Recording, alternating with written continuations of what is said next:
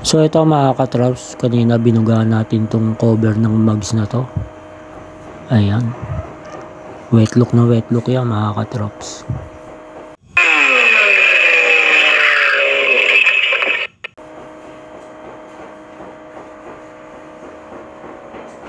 Tutuwa na naman yung may-ari nito mga katrops. Panalo na naman to. Panalong panalo yan mga katrops. Wet look na wet look yan.